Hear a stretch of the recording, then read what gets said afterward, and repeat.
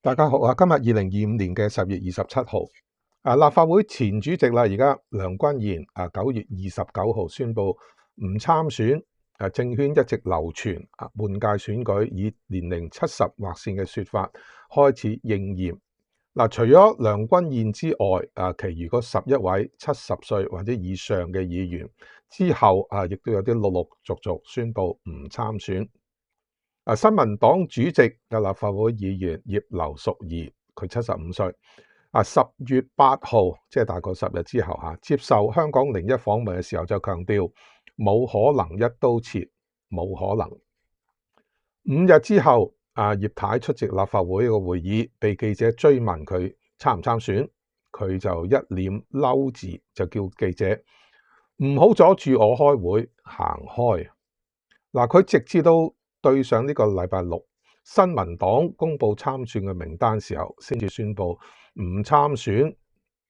佢13號對記者講一句行開，已經實際上已經宣布咗自己將會走開。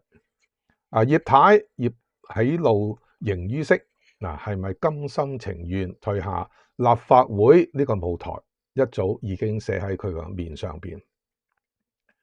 葉太強調棄選同年齡完全無關，擔任議員17年，問心無愧，係時候交棒年輕人，日後會繼續行政會議召集人同埋會言智庫主席嘅工作。記憶中香港幾乎所有嘅公職人員人士退下嘅時候，無論係特首又好，高官、議員、大法官，唔少都話問心無愧。佢哋從自己個角度講問心無愧，真真假假，外人無法得知。佢哋擔任公職期間，唔少係擁有權力，係咪有負市民所託，係咪無愧？我相信市民嘅睇法更加重要。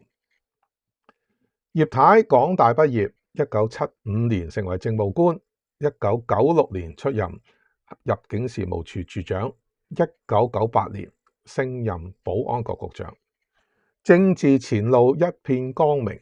2003年23條立法，佢信心爆棚，態度強悍，精英心態不露。曾經爆出唔通的士司機、酒樓侍應、麥當勞服務員會逐條，即係23條同我討論咩？又話過葉局長冇呃你，放長雙眼睇等言論。23條立法觸動香港人對自由生活嘅基本價值。葉太一句葉局長冇呃你，7·1 50萬人上街向葉太投咗個不信任票。佢其後以私人理由辭任，並且去到美國士丹福大學修讀呢個碩士，師承研究世界各地民主發展嘅學者 Larry Diamond。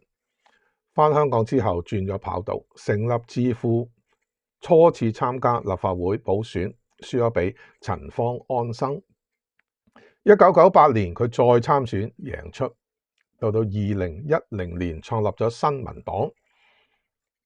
2012年同埋2017年兩次都嘗試問鼎特首，但係都攞唔到足夠嘅提名入閘，可能都無愧，不過可能不無遺憾。特首李家超係佢前下屬，2022年4月，李家超就獲得中央祝福選特首。葉劉淑儀當時接受訪問嘅時候就話，如果今次即係講2022嗰次唔參選，將來都唔會，我有第二啲嘢做。李家超上咗任之後，葉太就成為行政會議召集人，政治地位就更加靠近特首，不過當然就唔係特首啦。佢禮拜六強調棄選就唔係退休，日後會繼續行會同埋智庫嘅工作，係時候交棒俾年輕人。佢禮拜六咁講，但係佢大概都係2個禮拜前到啦，見記者嘅時候就冇提過咩交棒。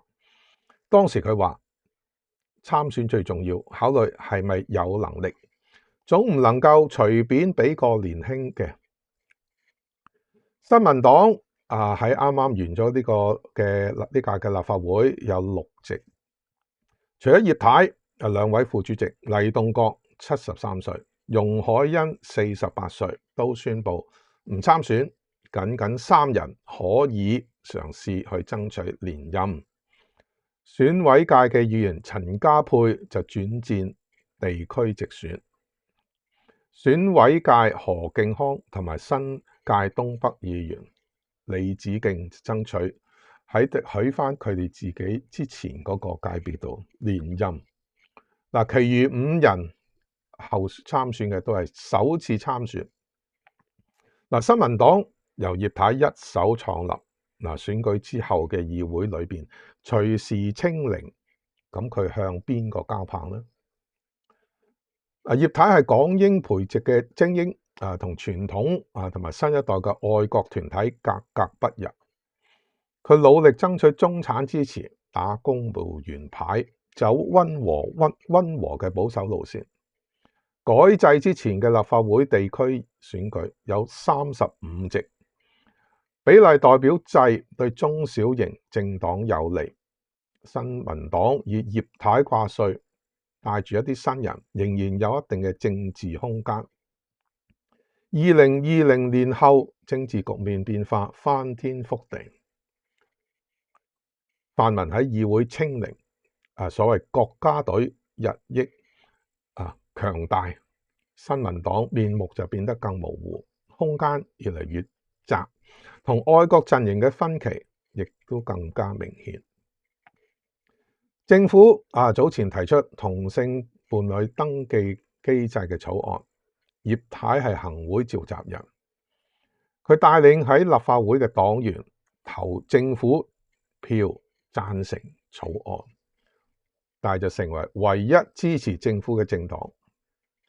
而據傳媒一啲嘅報道，竟然係成為呢個新民黨被開刀嘅原因之一。呢個無從證實係真係假，咁但係聽落都會覺得政治遊戲嘅荒謬怪誕真係難以想象。難怪葉太都一度失態。佢黯然告別選戰，仍然有呢個行會召集人嘅身份，必然會更加頻頻曝光。喺任期內，即係去到2027啦。因為特首李家超都好清楚講過啦。行會嘅職位，即係相信咧唔會有咩變化。但係議會黨喺議會嘅實力勢將銳減，新民黨前途堪虞。借用翻佢嗰句金句，放長雙眼睇啦要。佢話問心無愧，呢個都係自我安慰。